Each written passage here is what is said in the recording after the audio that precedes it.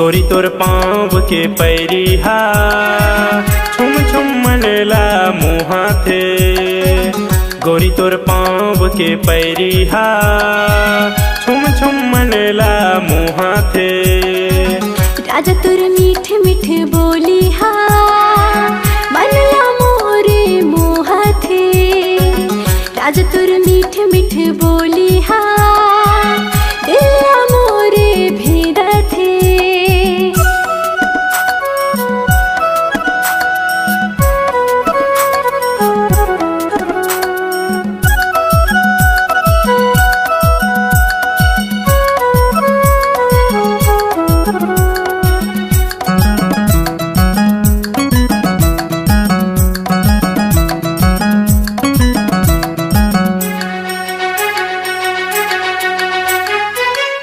मोर चंदा मैं तोर चकोरी बांधे रहे हमर पीरित के डोरी।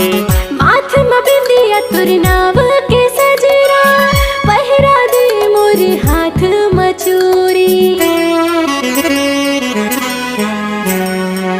तै मोर चंदा मैं तोर चकोरी बांधे रहे हमर पीरित के डोरी। माथ में बिंदिया तोर नाव के सजरा पहिरा दे मोर हाथ में चूड़ी। गोरी तोर हाथ के चूड़ी हा खन खन मनला मुहा थे। गोरी तोर हाथ के चूड़ी हा खन खन मनला मुहा थे।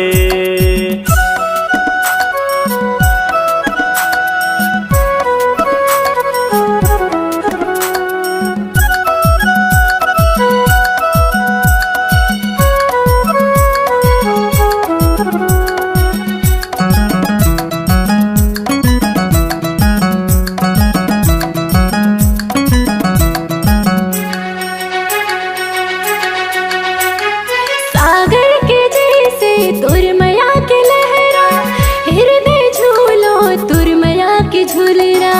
मृग नैनी कस रिंगना है तोरे कारी कोयलिया कस मीठी मीठी बैना। सागर के जैसे तुर मया के लहरा हृदय झूलो तुर मया के झूलरा। मृग नैनी कस रिंगना है तोरे कारी कोयलिया कस मीठी मीठी बैना। राजा तुर मीठ मीठ बोली हा मनला मोरे मुहा थे। राजा तुर मीठ मीठ बोली हा दिला मोरे भेदा थे। गोरी तोर पाँव के पैरिहा छुम छुम मनला मुहा थे।